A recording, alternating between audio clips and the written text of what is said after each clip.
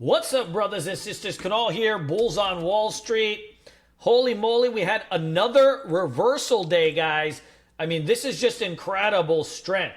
The market was getting smoked out and had a complete reversal just like it did the other day. So today, let's go into the stock market, the market indices, and then our day trading watch list. We're also going to dive into the Nvidia earnings and see exactly what's happening with it, what the reaction has been so far, and then dig into the watch list. There's a lot of good looking stocks out there right now, and it's frankly a good trading environment. It's just a little bit tricky because these morning dumps are causing everybody to kind of sell out of their positions, and then whoop, they're ramping it back up. So that's something that we'll have to adjust and be mindful of as we go through this. So look, today, same type of deal, right? We got this huge smoke show off. The market was down 1% and some change. And then we ran right into yesterday's lows.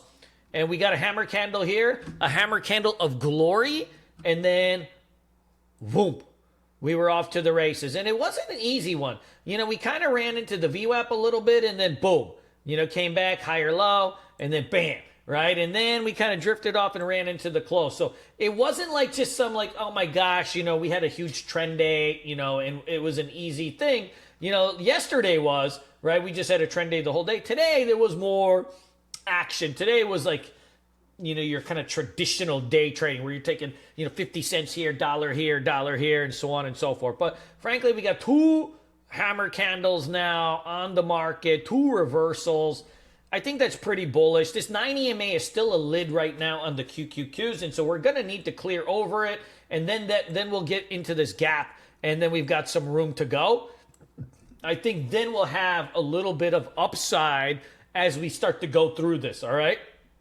Now, beyond that, the SPY here, same deal. It closed right at the 9 EMA. You're right into the spot where it should start to fill the gap, but it just needs a little bit of help. We're holding this breakout spot here, and if we can just curl this thing back up, then we've got 600 in the cards, and we've got ourselves some good spots here. So good spot on the SPY too, I think. If you're looking at the IWM, you're kind of closing right at under that 200-day, that 9 EMA also. If it can break over that, I think, we're in for a little bit. We're right in that box right now between the low of the Trump election day, and its breakout spot. We're sandwiched right in there, and if we just crush over it, I think we're going to be in for a little bit of fun. So let's start to dig in and get everything going. First, let's take a look at Nvidia.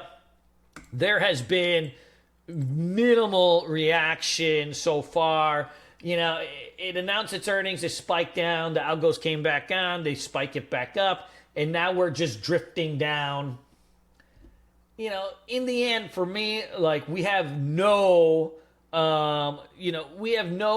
inkling if this is going to go higher or lower. You can see here, reported blowout Q3 suppressing expectations, 94% year-over-year increase. We already knew all that, right? And so, the market is looking for what else, right? What else can happen? Where else can this go? What we know we're growing now, but what about next year and the next year and the next year, so on and so forth. So there is a little overhang from that news a few days ago on these Blackwell chips too. So keep that into the back of your head. It's got a little bit of an overhead. It may just be that, hey, this is a $4 trillion company and the rest of the chips are dead, right? The rest of the chips are dead, like AMD's dead, right? AVGL like kind of dead. And so, maybe Nvidia fades off tomorrow. Maybe it goes up. I have no clue. What we need to do is look at two levels here. We've got this spot right here. We got this spot right here. And then we've got ourselves, right, a spot, I would say, right here. And then if it breaks that, then we've got that. So this is the box that we're trading around. And we'll have to just be mindful. We'll just have to be mindful of it and see where it settles and what it's going to do. And then we'll make, our decisions accordingly. Now, let's get into the general watch list. And, man, let's go have some fun tomorrow, man. Let's go have some fun tomorrow. So, first of all, There's some hot stocks here. AAY, we've been putting this on the watch list for days and days and days. It finally broke here. I think now all dips on this towards 30, we want to be buying. Dude, you know, this little gap here kind of goofed it up for me. To me, this was a swing trade setup, and it gapped over the level. Now, one thing that you can do when this market is so hot right now, you can anticipate the swing trades a little bit and get them as they get close to support in anticipation of the move higher. And so I think, you know, I may make some slight adjustments to my swing trading. I'm primarily a day trader, but, you know, this type of market, like, we want to get a couple swings in also because, frankly, a lot of these stocks like this one or Lemonade, it's a line drawers market. You know, like, the swing traders are making all the damn money. Like, you have this thing here, it's at 34 bucks. Dude, how much risk do you have? 50 cents, right? And they're just going through, but they're not necessarily giving that sweet, beautiful action on the day trading side. It's some, but a lot of it is coming in the opening thrust, and then they're kind of going sideways. So I like AOI, but let's keep it on watch, you know, for pullbacks only.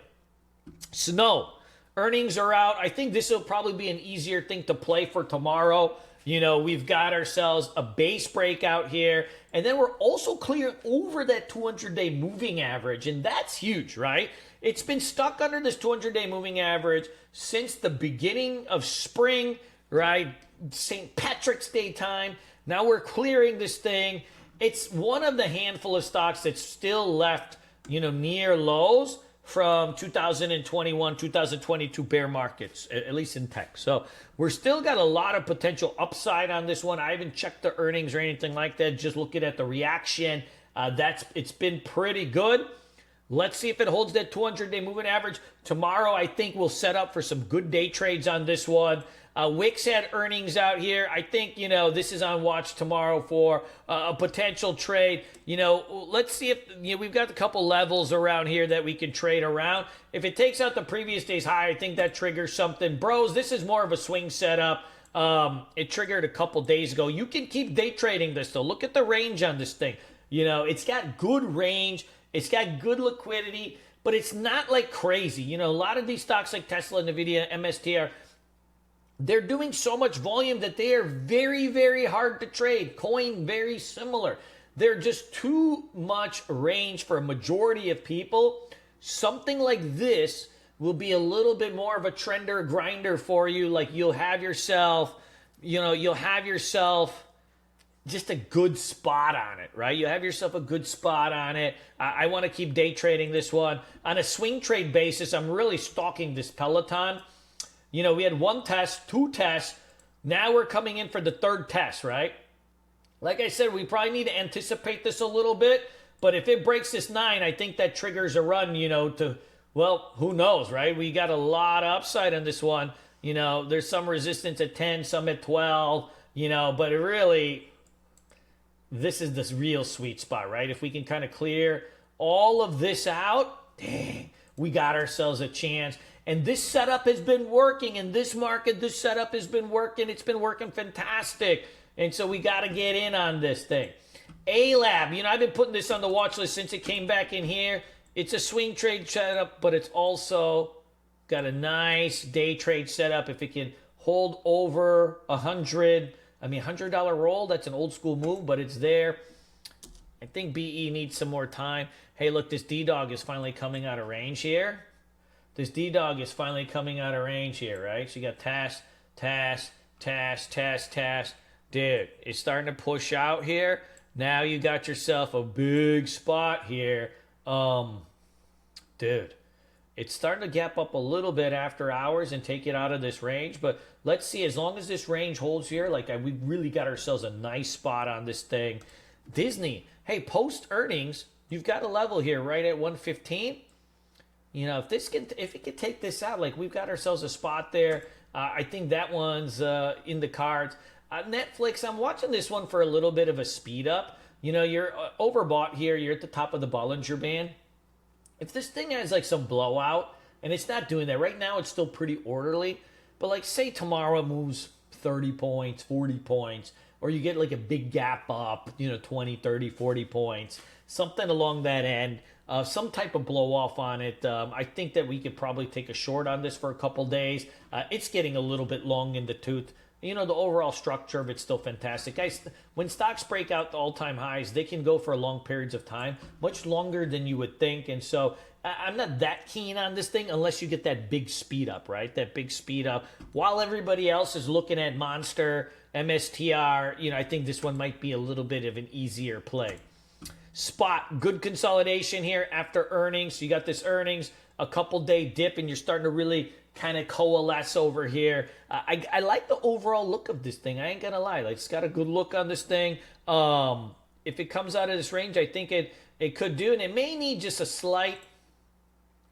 It may need like just kind of like two of those kind of days that are like really light and narrow, and that kind of tightens up the pattern a little bit to go, and that would set up for a swing trade. You know, if it just breaks this trend line here, I'll probably take it for a day trade.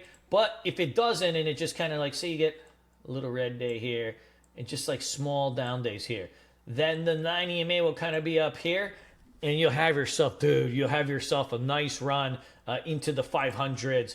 Reddit, inside day here, you dipped off at the open, boom, and it got bought up. Man, that's what you want to see, right? That's what you want to see in your names. It comes down, it gets flushed off at the open, it tests into that 9 EMA, and boom, it holds, and then you grind that thing back up to the top. Like, that's what you want to see in your stocks. I love that overall look. RKLB, we've got a breakout spot here. It's just tightening, it's marinating. It's on the hibachi grill, just marinating a little bit here. We've got a spot here, 21, 22, you know, however you want to draw it. But I would say 21 is probably a good trigger on this thing. And like I said, this may be one of these and other ones where, like, you know, a small red day here, and maybe a sideways one would kind of let this thing tighten up, and then it'd be really, really nice. It may go before that, but just, you know, you always want to run a little bit of scenarios.